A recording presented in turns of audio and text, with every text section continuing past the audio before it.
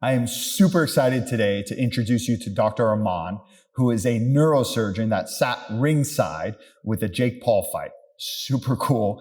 That's never done. We'll talk a little bit about that. He's also extremely innovative. I have a PhD MD about how he looks at the brain and what he believes is going to happen in the near future. I'll save that for the podcast. And one of the most energetic and vibrant people I have ever met, or guests I've ever had on this podcast. Exciting episode. Looking forward to introducing him to you all. And I'm also super excited to keep in contact with him. Have a good one.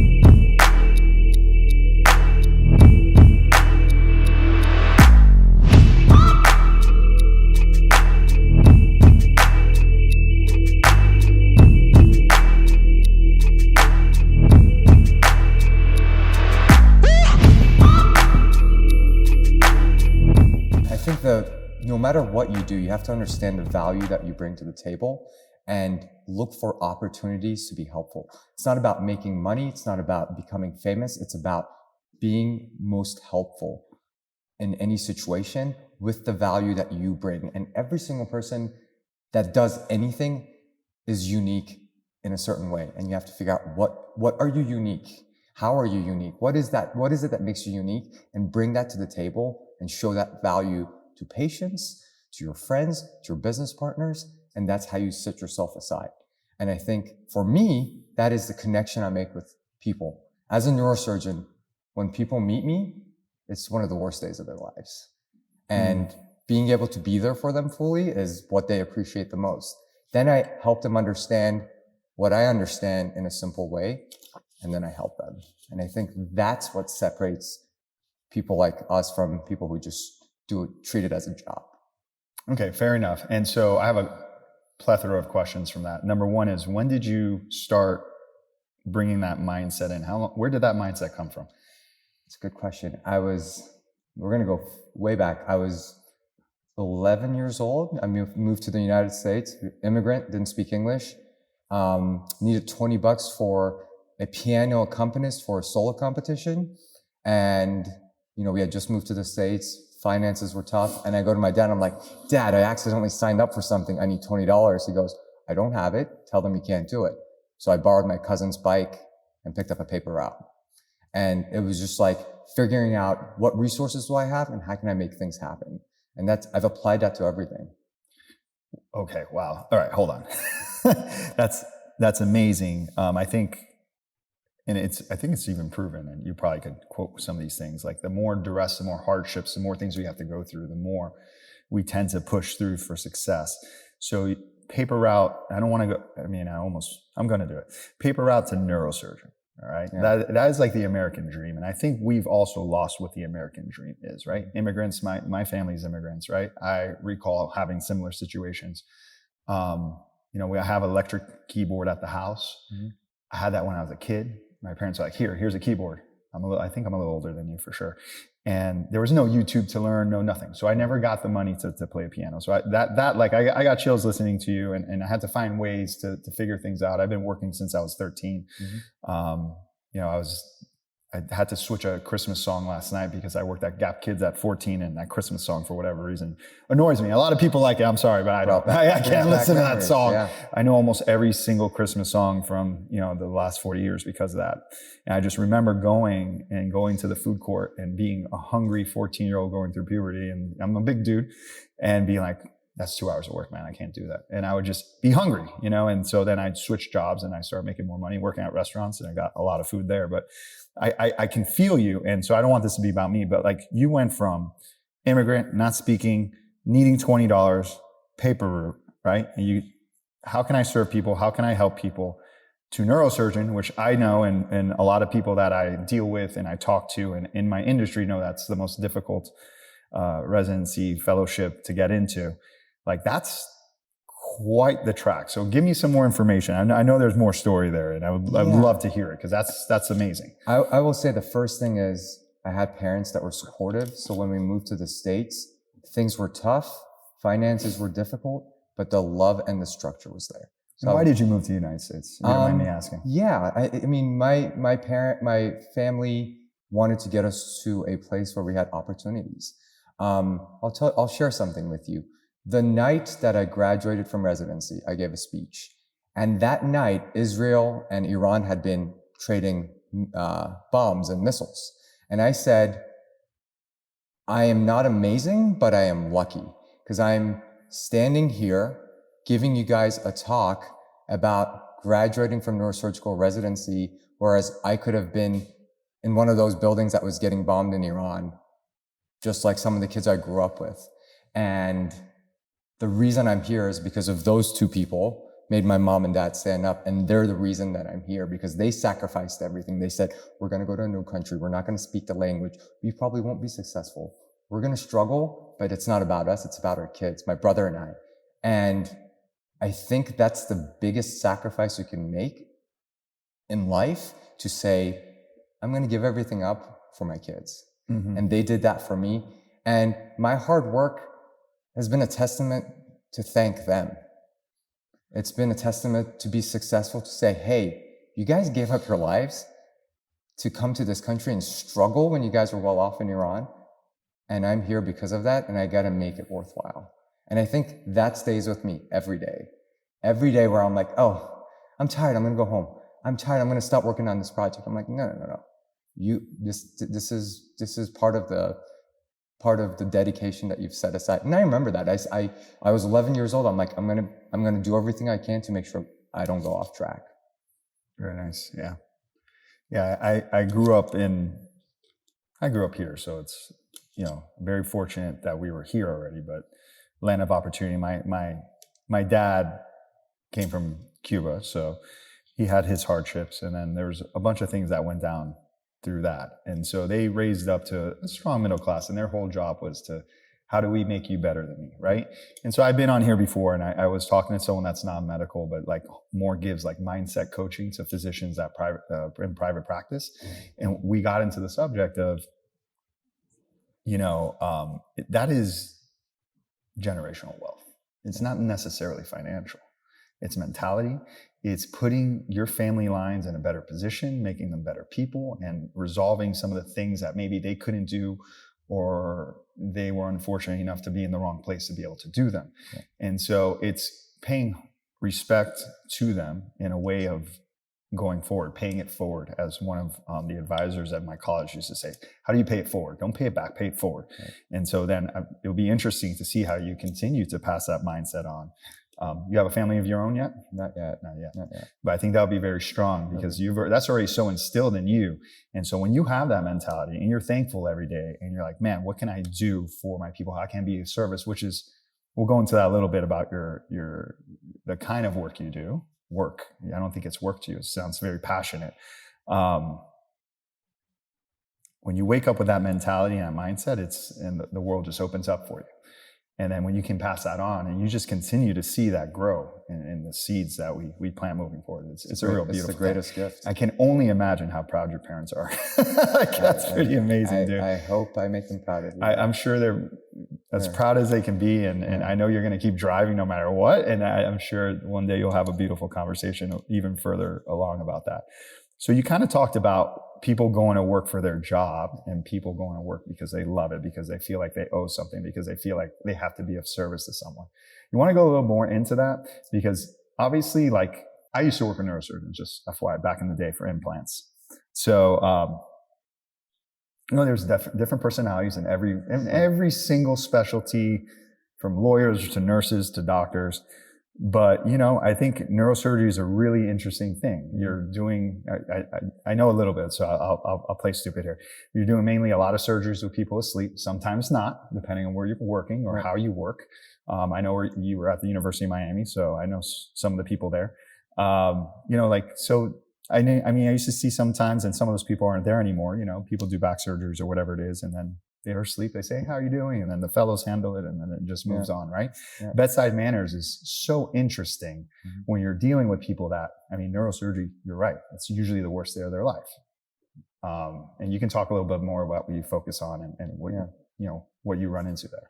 Yeah, so my interests are in brain tumors. So not all of our patients are asleep. We sometimes keep them awake to talk to them because we're working on eloquent structures And again, it comes down to that connection. You know, when I was younger, I used to think that the whole positive energy thing was just something people said. People feel your energy. People look at you and say, simple things is just putting your hand on their hand when you're talking to them. One of the first things I do, I say, hey guys, let me give you my personal cell phone number. Call me anytime. Because why not? They're giving me the opportunity to open their head. Why shouldn't they have my cell phone number? Why shouldn't they be able to call whenever they want? And I make house calls. I go and see them. But they feel that confidence with me from the beginning and that connection. And I think that makes a world of difference. And I think that if you look at it as a job, something I do this to get this, I do this to get this, I think it can be very difficult because you deal with bad outcomes, you deal with people who don't survive, you deal with people who look like your family members, who look like you, who are younger than you, who don't get to live a long life, and I think that can get to you. But somebody asked me the other day, they said, how do you decompress? How do you refuel? And I said, I don't. Me being with them is the fuel because I get to be there during that moment. I have the gift to be the person to be there to make that transition a little bit easier, and I take great pride in that. And I will always say, if you don't do it, someone else might, and they may not do as good of a job. So I see that as a great opportunity. And I hope one day when I'm in that situation, I have the same thing. Someone there who can be there for me and make me feel comfortable, because we'll all go through it one way or another. Mm-hmm. Yeah, I think people get upset with their jobs sometimes and they don't bring their best energy to work. And that creates quite the ripple effect. And you're right, sometimes and our medical systems become very complicated. Yeah. Right? You're seeing a very specific patient. So you're doing another fellowship on top of everything you've done in neuro-oncology, correct? Neuro-oncology. Yeah, no, I saw some of your, we'll get to some of the papers and stuff that you've gone through, that you've helped written and co-write. But I think the energy part and making people feel comfortable is something, it's almost a little bit of a lost touch with some, not all. And I think there's a lot of different reasons for that. But with your specific specialty, I think it's even more important because you are literally a brain surgeon. You're going into the brain. But I'll play devil's advocate for a second. Perfect. I worked at a grocery store as a cashier all of high school, only on Sundays because I worked at a car dealership on Saturdays and did website design during the week. I was grinding. But on Sundays, I opened up from 6 a.m. to 2 p.m. And I started making connections with some of the guys and gals and older men and women that would come and shop there. And honestly, I had the same rapport and relationship that I did with them. And I was ringing up their groceries at $5.25 an hour. And I think that as a society, we've become a little bit deranged about what can people do for us as opposed to what can we do for them. To be of service. To be of service. And the gratitude that you get, and maybe not everybody has that, I don't know, because I only experience what I experience. That was some of the best times of my life. There was a gentleman, Mr. Alexander, in his 70s. He smelled of cigarettes, Italian guy, big chain. Every time he would come in and buy, if there was another cashier there, he would wait to go through mine. And I loved seeing him. That was my favorite part about Sunday. He was like a grandpa. I never got to see my grandparents and my grandfather. So I loved seeing Mr. Alexander. I remember to this day. I hope he's well. That was one of my favorite things. And I took a lot of pride and joy from that. And it's no different when I see one of my patients in clinic after having operated on them. They've become like friends and families. And I think we should try, no matter what you do, it's not about what you do. I think the human connection is in everything we do, and we should try to bring that forward. And I think the world would be a better place if we all try to do it just a little bit more. It's like that Coca-Cola commercial. Yeah. Like that, it keeps reciprocating and rippling. It's like you smile to someone, it can change their day. It can completely veer them off of a dark track or make them smile, make someone else smile. Absolutely. I worked in restaurants growing up. So that's what I started doing after Gap Kids. Thank God. I was so hungry. I did that for almost 10 years, all throughout college. I worked at several different restaurants, and it was the interaction of the people. And actually, the one thing I do miss about sales and device sales is being able to talk to the staff and the people and go into the OR. I don't miss looking for POs. I don't miss presenting to executives at different hospital chains that couldn't get my mathematics, even though I thought it was pretty clear. But it was the people interaction. And that's the thing I like. And it's still the thing I like in medicine as well. I still love talking, and this is where this kind of started from. I still get to talk to doctors. I don't have to sell to you guys anymore, thank goodness. And then I get to talk to patients too that are super interesting people. And it is about just giving service. How can I help? How can I be of service to you? And then you get, it's not quid pro quo. So there's no good way to say this, but by giving, you receive. And how you receive, there could be many different ways. But what you get out of it and how it's a beautiful thing, and it opens up pathways. I think we're always trying to get society has become the Amazon instant, same day delivery, everything's instant gratification. But if we're just being good people, nice people, smiling and giving good energy, things seem to work out very well. And it also starts to exclude and repel almost certainly, or you become a little more aware of the people that maybe don't have the same kind of energy that it can affect your energy, how positive you are. And so that's something I've learned, and I've learned the hard way, but we try to bring that. So I like your devil's advocate thing. I just find it rare, to me personally, knowing at least 30 or 40 neurosurgeons who I like a lot of them dearly, and some of them have left, or I worked a lot mainly with Baptist University in Miami and a couple of places up north in Broward. So, I mean, it was cool, but very different personalities, all good people, all wanted great outcomes. And I think that's, still to this day, when people are like, who would you go to for back surgery? I'm like, well, actually, I had to send my mom for back surgery recently. Oh, she's doing well. She is actually, man. So, and we booked our ski trip. So that was like what she's gunning for to make herself feel well. And she feels pretty good. Now it's the hip. I'm like, of course, mom. So we're joking the other day. She's like, I want to be cremated. I'm like, yes, mom. She's like, I have a lot of metal though. I was like, yeah, you do actually. I go, it's titanium, right? And she's like, I'm pretty sure. I go, cool, I'll make a watch. Terrible joke. That's how I talk with my mom, and we had a good time out of it. I was like, don't worry, mom, I'll keep the titanium. Don't worry about it. Okay, so you did neurosurgery at Emory, right? Mm-hmm. I have a good friend up there right now in the oncology department. He's spending the holidays up there. It's not neuro, but they've done a great job up there, and he felt very at home. Yeah. So we set him up with appointments in different areas, and Emory just seemed to have this Southern charm. They were so caring. Yeah. So it's interesting that I trained there. And they helped me grow that passion that I had. It was a great training experience. As a matter of fact, I was in Atlanta for a party last night, so I got to see a lot of my former professors and mentors. So I think that specifically the Department of Neurosurgery under Dan Barrow's direction, who's actually stepping down, that it felt like being in a family for 7 years. And, those guys raised me. I was telling my girlfriend Tiffany, I'm like, these guys raised me. I was like this big, now I'm this big. But it's 7 years of grueling residency. The first couple of years, it's like learning a new language. You're dealing with things that could mean life or death, could mean someone never walking again, could mean someone never speaking again.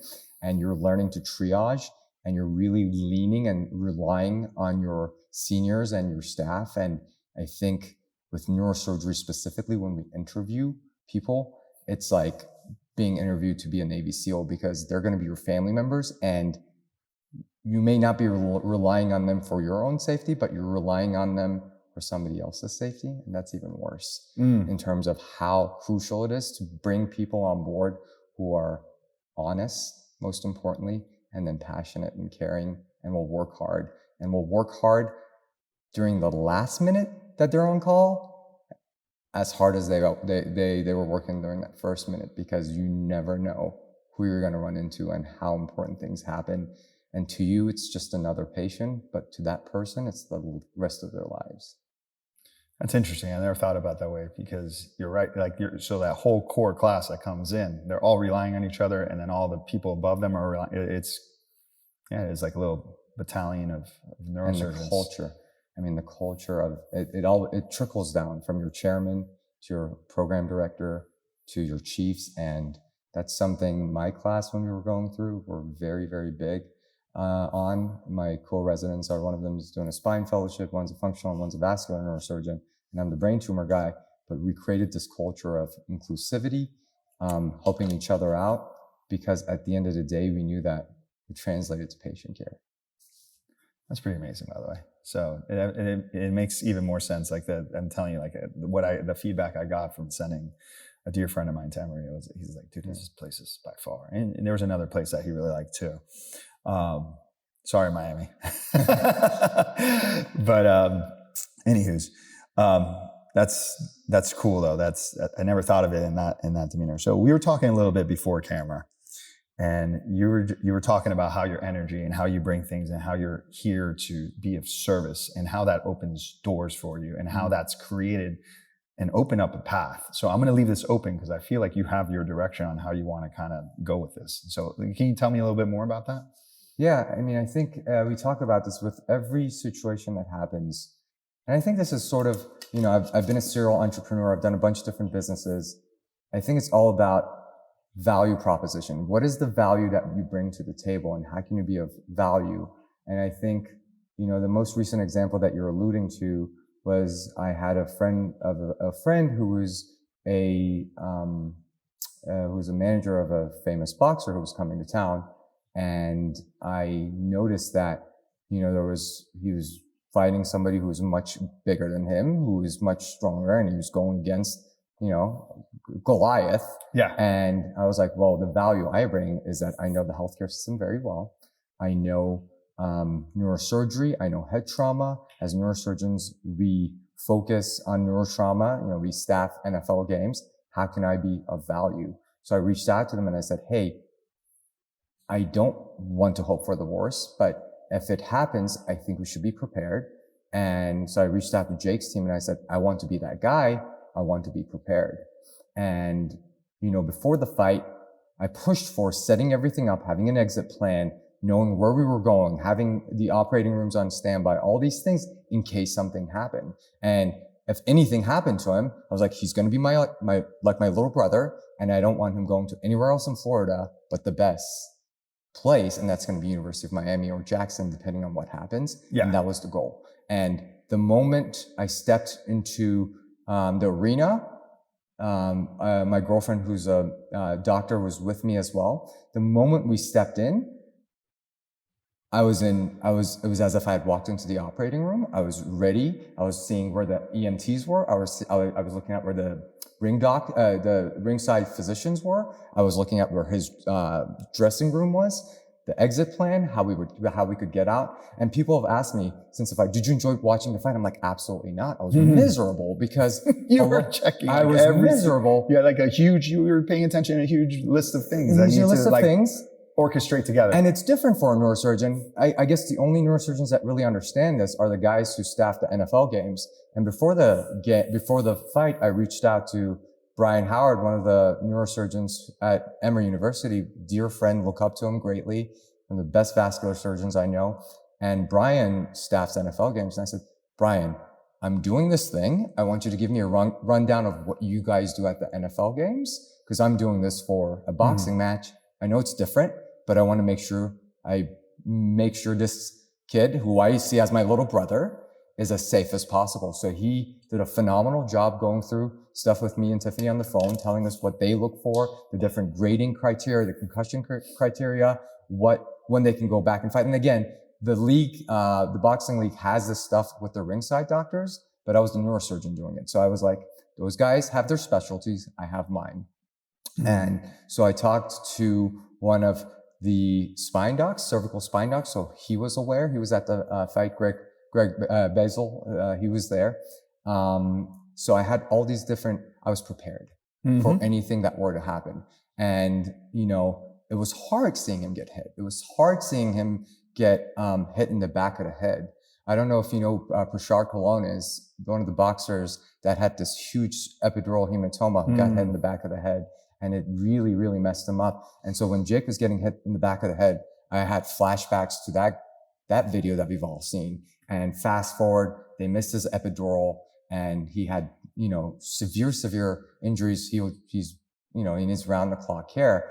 And as a neurosurgeon, when you're watching that, it's hard. You're like, oh my God, I've made myself responsible for this individual. And if anything happens to him, I'm seeing it happen in real time.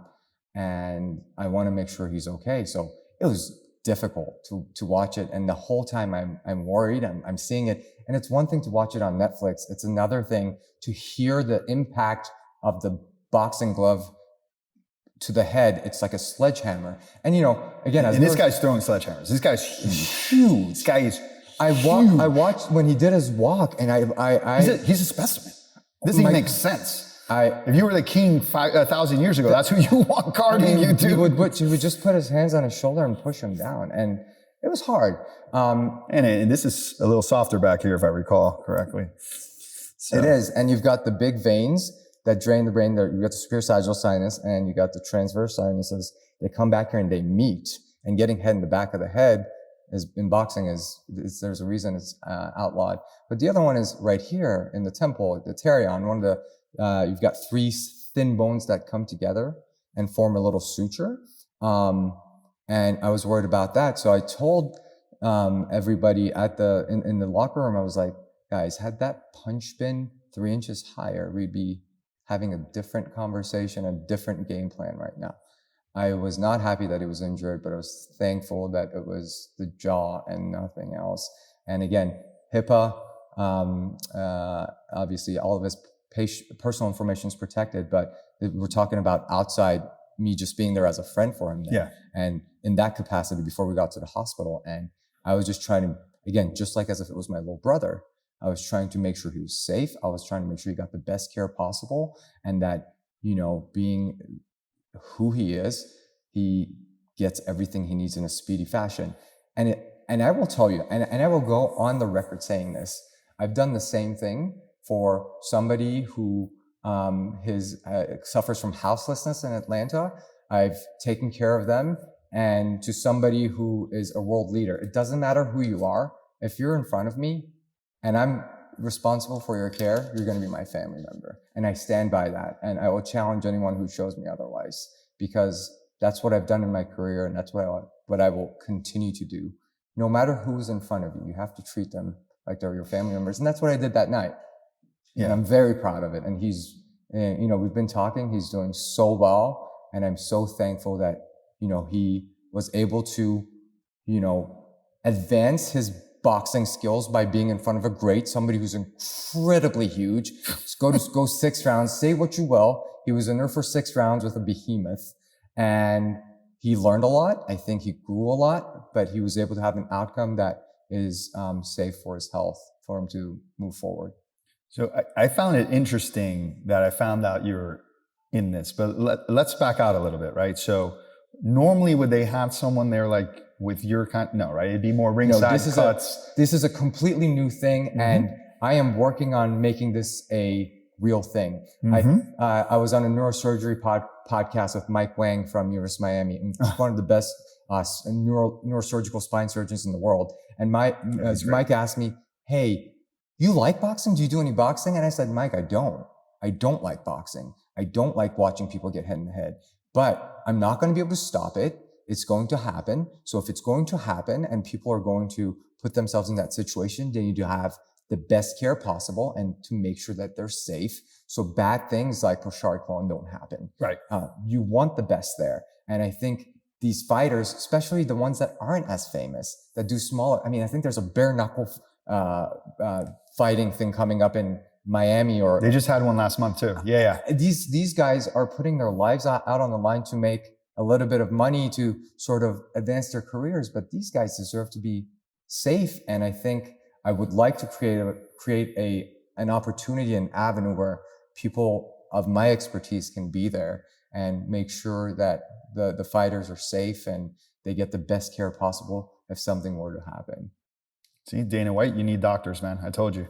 Yeah, I don't know if you saw that whole spiel. I love you, Dana. I really do. You've been going to the wrong doctors, man. I'm glad you're healthy, though. But we need guys like this. No, I think that's awesome. But you have to start something to create it. And I think you've created a little niche, and it makes absolute sense. There's been injuries. There's been fatalities with some of these fighting sports. We see some of the most famous boxers have had quite a few issues, from, dementia standpoints, Parkinson's, you name it. And that's another whole black box of. So we're talking about acute, and then it's long-term. So, and we're seeing this with NFL, right? And the NFL's gotten a lot more stringent. And I would say that's obviously another high impact sport. But yeah, no, that makes a total, that's why I asked that question. I already knew, I was feeding you a good question because I knew the answer, because it's like, it's not thought out, no matter how big it is. And think in the stage you were at was so big, and nobody's thought of that before. And so you were able to someone asked you a question, you're able to give your advice, get in on it, and put yourself and your clients in the best situation. And had they needed you, I'm sure for another under round, that you would have been able there to help as well, because you're there, you're going to help. And that's what you guys are there for. And I thought that was actually pretty brilliant.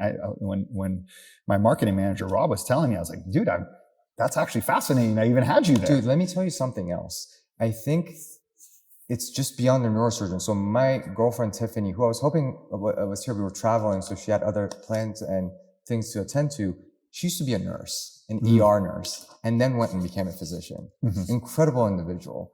And, we're in the locker room, and her and I are in beast mode, right? What are we doing? So I'm speaking to physicians, and she is taking care of the ED, the security, things that I wasn't even thinking about. Like, how are we going to get there? Which door are we going to enter from? Talking to the team about police escorts, diverting traffic, things that I wasn't thinking about. So between the two of us, I think door to door, our travel time was like 6 minutes. And something that if you and I you guys did like a special ops, in and out. But I will tell you, and I've talked to a lot of my mentors, this is how neurosurgery is. When we go and do a case, when you're clipping an aneurysm, when you're taking out a brain tumor, when you're doing a spine case, the best of the best, and the way I was trained at Emory, and the way Rick Komotar, my mentor here in Miami, has trained me. He's great. He's phenomenal. He's great. And I met him. I did devices from 2012 on, and when I met him that stage, I was like, dude, are you old enough to be a doctor? I used to be in that. I didn't work with him personally because we were doing something else, but he's like a young looking man, and I know some people's parents, they'd be like, are you old enough to be a doctor? Anyways, he's great. Rick's, our mentality, Mike Wang, Rick, I was hanging out with Rusty Rhodes, who's one of my mentors at Emory, Dan Barrow, all these giants in the field that I've worked with, and they basically train me a lot like a boxer would be trained. You go in being prepared for everything. You talk to the anesthesia, you talk to your nurses, you talk to the ICU. Everything is prepared so you can go in, hope for the best, but if things don't go well, you're ready. For example, if you're clipping an aneurysm, you have blood in the room, because God forbid you can't control it, you want to give blood. So I treated that scenario of that fight in that exact situation. Like it was your operating room. It was the operating room. And in those details count, the time counts, every second counts, depending on what happens. And again, but you're God forbid it was his jaw. Thank God. But you're prepared for, it could be worse, right? And that's where time really dials in. But if you don't think of it in that specificity and in that way, then things can go even more sideways. And I will tell you one thing, and I've hyped on this a lot, and I apologize to the listeners for the repetitiveness. But again, while I was there, he was my little brother. Yeah. And I was like, and I was not there for a job. I did not get paid. This was not I was there to help him, and I care about his manager. Marcos is phenomenal, one of the best managers on the planet. And I was there as a friend, and as he was my little brother. And I was worried for him. And I urge to the physicians and healthcare providers that are listening to try to do that with everyone you do, everyone you take care of, because everybody's got a story, and you don't know what that story is, but you got to be there for them. And I think that's the passion we brought forward. And I think, that's why everything was a success. So yeah, I'm sure Rob probably told you a little bit, but we're in concierge medicine. So we have to have that familial thing, that family thing. Yeah. The kitchen's next door to here, and I've gained like 10 pounds. Thank you, patients. I love all the food, by the way. It's so nice to have people that you can have that connection and understand them and have a personal relationship with them. So that's awesome that you're doing that. I have a random question. Did you check your heart rate for those few hours afterwards? Because I see you wearing something That's a good question. So let me tell you this. Because I feel like that's high stress, man. I got up at 6 a.m. that morning. Mm-hmm. I went and rounded on patients. I did 3 surgeries. I finished my surgeries. I hop in the car, run home, change. Tiffany's waiting for me. Talk to Brian Howard about the NFL things. We go over there. Fast forward. It's 12 o'clock. Everything is done. And my buddy, Dan Kriatsalis, who's also one of my partners, he goes, "Hey man, have you slept at all?" And I was like, "Oh, no, I haven't." And we've been working on this brain health supplement thing. He goes, "Please," we call it on-call because we've made it for physicians. He's like, "Drink this on-call supplement." And I just drank it and I was like, bro, but the adrenaline just drove me through everything. And I was going to go home, but then I went and rounded on one of my other patients who needed me, who was not a famous person, and their family was worried, and I went and took care of them. And then I went home, and then I crashed out and woke up to about 8,000 Instagram DMs, 73 missed calls. But it was, yeah. I mean, I think, people say, do you get sleepy during long surgeries? You don't. I mean, because you know why you're there, and you understand the dangers of things that can happen. And I think the moment, I've heard a lot of my older mentors say, there comes a time where you do feel tired, and that's when you know to hang it up, and it's no longer for you. Yeah. My greatest mentor in neurosurgery, Dan Barrow, he was my chairman, and he's retiring, and he's in better shape than you and I. And I think he's a better surgeon than I will ever be. And he's retiring, but he's like, I'm at my prime, and I want to go when I'm still safe and good. And I admire him. I think it's hard to give up something that you're doing, but he's not Tom Bradying it. He's done. So yeah. I mean, I feel it must be exciting though to do your kind of work and be that passionate. It's like that's a different kind of game time. It's like, let's go. I'm ready for this. Let's go. By the way, side note, marketing, that would have been a good B-roll. Take this on call. You guys might have to recreate that for marketing. But yeah, no, that's pretty amazing. But you guys drive hard. Yeah. I've seen it. And so and I can only imagine. I've never had to go through any of that, obviously. Interesting. One of our sales rep that I trained with in the last company I was with, they ended up going back. I want to say it was ortho spine though. Mm-hmm. He was like, "Dude, I'm done with this selling to doctors thing. I'm just going to be doctors are driving them. Yeah. We're not being easy. You guys aren't easy, especially when you're talking neurosurgeons and stuff. We're reps." And I understood. He's like, "You know what? I'm going to go to med school." And he's a doctor now. He's doing great, man. I love seeing him post stuff. And he's posting papers and stuff. I'm like, dude, this is so cool. I will tell you, I'm a little hard on the reps, but let me tell you. You should be. Let me tell you my formula. I say, look, you're not going to be able to buy me lunch to get me to use your stuff. You're not going to be able to form a friendship with me. What you are going to be able to do is help me provide the best care. And the reps that I use most, I don't care what your companies are, the ones that are the most knowledgeable and that are there and are part of the care. And if I call you at 8 p.m., you're there at 8:05 because they feel like part of the team. And I'm like, I'm going to use your stuff because you're caring for the patient. Yeah. It's not so much about, because most of the stuff's about the same and just as good for the most part. It's really that, for listeners who are in that field, it's really about the relationship that you have and your knowledge. Yep. Your ability to provide value to the doctor and seamlessly fit in with the OR team. Yeah. Rick Komatar wrote a book about the business of brain tumors. And he has the largest brain tumor practice in the country. And it's the 3 A's: availability, affability, and ability.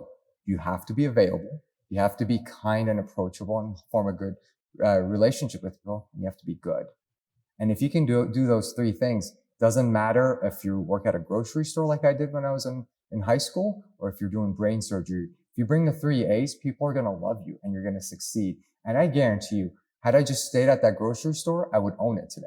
There you It go. would be mine. Let's see, and that's finding opportunity and pushing positive attitude, bringing the 3 A's and just moving forward. A lot of people seem to get stuck in their own stories of I can't. And I think even with kids, you'll hear them say I can't. It's like, well, who is it? Is it Mark Twain? You don't say I can't. I currently struggle with. I need to work on learning this. I currently struggle. I'm not as good as I could be. How could I be better at this? Right? It's just changing that mindset and changing that target just by a little bit. Because when you define it, I can't. That's like absolute. Dude, right? People say neurosurgeons, you must have great hands. No. All the greatest neurosurgeons put in the hours. This idea of ability being innate is BS. Now, let's say you're jacked. You probably have better genetics than I do, but I could probably get close to what you look like if I worked at it and if that was important to me. Could it take me longer? I don't know because I haven't done it. So this idea of that, I'm not good at interacting with people. I'm not good at sales. I'm not good at doing A, B, and C. You're not currently, but you haven't put in the time. And you're limiting yourself. Malcolm Gladwell's 10,000 hour book kind of does disservice to what the actual research behind that is. The actual research shows it's actually 10,000 hours of work where you get direct feedback. So if I just go in a practice room and play the guitar poorly for 10,000 hours, I'm not going to get better. But if I'm paying attention to how I'm playing, what I'm doing, what am I doing wrong? When you start as a neurosurgeon early on, a lot of it is watching the greats. I watched Dan Barrow flip aneurysms. So when I was a first and second year, I would play a game. I'd be like, okay, he's splitting the two lobes of the brain. I think he's going to do this next. And he would do something else. And I'd be like, okay, I messed that one up. Okay, that's what he does. I think he's going to go after this vein next. He would do something else. It's through constantly asking, what's next? Was I right? And giving yourself feedback. And I think that's how you build greatness, no matter what you do. And I think, people, I was thinking about this the other day. I know why I thought of it. People see where you are, but not all the reps that you took to get there. So I tell this to people, I don't think I'm big. Dude, he's jacked. I don't think I'm big, but it's been Anthony Joshua, watch out. No, I don't know about that, dude. AJ, I don't know about that. How much? No, you told me not to do it. I believe it. USA. I'll knock the Brit out of your mouth. I won't. I'm just kidding. We'll take his necklace. Kick you in the knee. That was compounding. Everything is compounding. Learning to talk to people. I used to hate talking to people on the phone for sales. And then, COVID hit. I didn't have a choice. You had to. I didn't have a choice. I had to talk to people on the phone. Yeah. And it's just constantly being curious, asking the question, and how do you get better at something? And not stopping if that's what you want to do. And so dude, I don't feel good if I don't hit the gym. I came here to open the door up, set this up. And I was like, I'm going to do a quick sauna session, going home, changing and coming back. It's just that kind of process. Or you have to be every day. You have to get into the details and you have to become a little fanatical about it. And so interestingly enough, and I'm coming full circle here. It's when you start neurosurgery residency, you're watching. You don't just go in and start cutting brains. No. You are watching, you are learning, and you start off there like, close this wound up. Right. And by the way, you guys are so good because you want to be the damn best wound closing guy on earth. And so some of the attendings that now and some that are no longer there used to be like, they're the best at closing and they're better than me because you guys want to do the best. You're training like, I'm going to close this best. And they're like, you want a neurosurgeon fellow. It's what the patients see. It is. And you guys, and I saw that, by the way, with all the fellows, because I would close the case with them and then I would head out, talk to the main doc that implanted the stuff. And then, we would talk about it and it was just, there was this pride in it, and you can see that and that's what they see. And it's the A to Z full thing. But it's the little things. Let me tell you something. A lot of the surgeries we do, we open this muscle right here. Mm-hmm. And there's an instrument called the Bovie that creates cautery with electricity. It's so easy to just burn through that muscle to open up to make things faster. But I always teach my residents and people I work with, go a little bit slower, do a cold cut, open it up. It's not about how the patient looks like a month from now. It's about seeing them 3 years from now and making sure they don't have muscle wasting. That's the stuff that's important. And that's the stuff that you would care about if it was yours. Yeah. So why not take or your mom, or right? your mom. Yeah, yeah. So why not take the extra 20, 30 minutes to do a really damn good job? Or you want to close up real quick. I'm like, make it look as if a plastic surgeon had Correct. closed it. Because everything matters. The devil is in the details. Yes, yes. So I'm going to ask you, you're a serial entrepreneur. You want to go a little bit more into that? I read a little bit into it, but I'd love to hear it from you. Again, it was not because I was interested in entrepreneurship. It was a thing of necessity. Paper routes. My buddy Matt Aslan's father owned a limousine company. He goes, hey, I need to do a website. Do you know HTML? I didn't. I said, absolutely. Started making websites for limousine companies. Was in a ska band in high school, made some t-shirts. And I realized the t-shirt industry the silk screening industry was super profitable. Started a t-shirt company. We were in 8 college campuses in Texas, all with pre-med kids that came from economically disadvantaged backgrounds. And it helped us all get through college.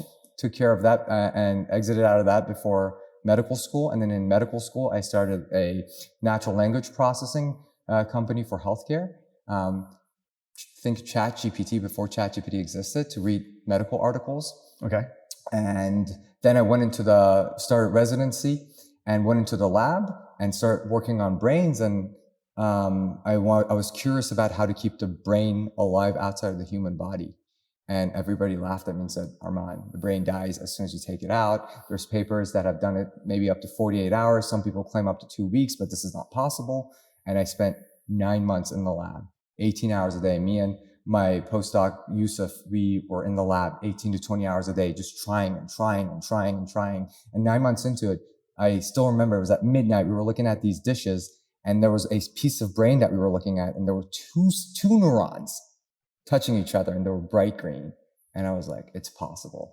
And I've transformed that into an entire So you use pieces of brains or like did you guys make like little organelles or something? Organoids, yeah. So organoids, thank you. You take the human brain, you process it and create organoids. Yeah, I was like, it's not like every day you got a new brain. I was like, how did you do that? Okay, that makes sense. Yeah. It's from patients who have epilepsy surgery and they're going to remove a section of the brain to stop the epilepsy. And then, then I start understanding about, hey, this is how I'm keeping the brain tissue alive. This is what I'm using. These are the nutrients that I put in there. Why can't we provide that to people to take as they're trying to get healthier, exercise? And that's where Neurosurgeon on Call that Dan brought me to drink came about. And so I think, again, there are opportunities. There are things that you're an expert at, and you got to use that value proposition to turn it into ways to help people. And I think a lot of people think about how can I make money? I always say, how can you provide a value?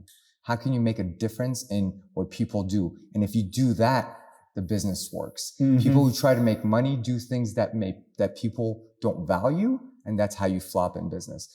I was a student of Steve Blank. He's the guy behind the Lean Launchpad.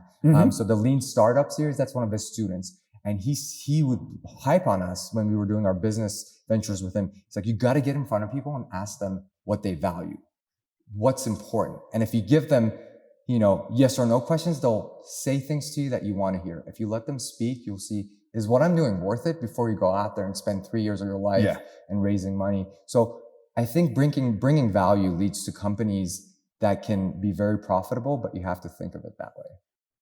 Very, very cool. So more to come. We'll see how those new companies. Yeah, you're seeing opportunities. You're staying curious. You're doing things. You're not just, you are when you need to be, right? Yeah, when you're in that OR. That's all I do. But you're like, man, why is there not something for that? Why is there not a better fix for that? I mean, I have friends in like ENT that have just changed a little bit. They're like, why do I have to do this? This doesn't, and they start little companies that end up doing pretty well for themselves, and so that's seeing the bigger horizon. That's pretty amazing. I'm a neurosurgeon and a scientist. I have a PhD, so I think differently. I think about brain health. I see patients that die from brain tumors, and I'm like, we haven't made a dent in this in decades. How do we do things differently? Oh yeah, I was going to ask you about this. So one of your papers was on glioma? Glioblastomas, yeah. Yeah, I've unfortunately known people that have been in that situation. So, and it doesn't seem like we've made a big dent on that yet. Or we haven't, but I think we're on the brinks of it. I think there's a lot of exciting things that are happening.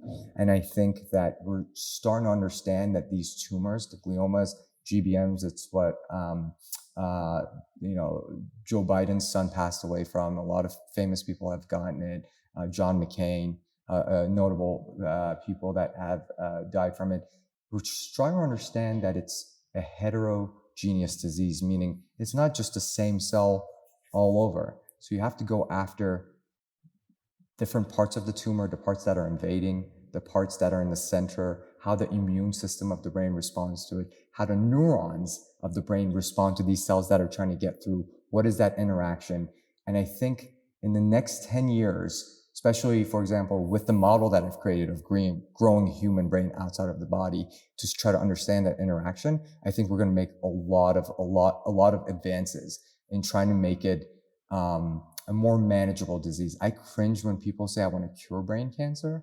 I don't want to cure brain cancer because I think that's silly. I want to make it a manageable disease. You have this, you take these steps to keep it at bay, and you live as a life as normal as possible. So, other things become, that you pass away from other aging related illnesses. And I think that's the future with that specific disease with GBM. Yeah, I've seen it a few times. It's horrific. It's horrific. Yeah. But I don't want to end on a negative tip. So, what excites you, or what excites you coming out, or whatever else you want to talk about? What excites me is where I've ended up in life. I feel like I'm the luckiest person on the planet. I have my parents and my brother to thank for getting me here, and to be able to be a neurosurgeon, a scientist, an entrepreneur, and doing cool things, and being able to be at a boxing match and then in the lab and then doing brain surgery on somebody who's awake is the greatest gift. And cool. I'm the luckiest man on the planet, and I have those guys to thank, and it opens doors like sitting here in front of you and having this conversation, which is kind of surreal within itself.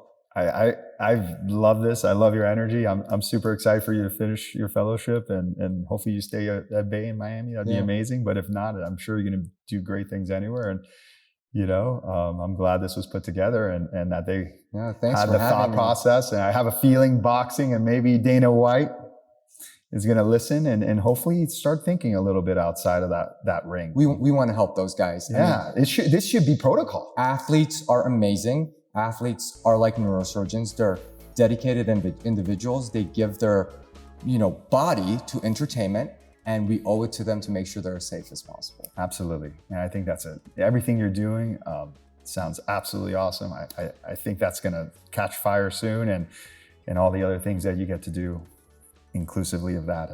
What an amazing opportunity. Thank you, for you. It's been great. It's been awesome. Thanks for having me. Thanks, man.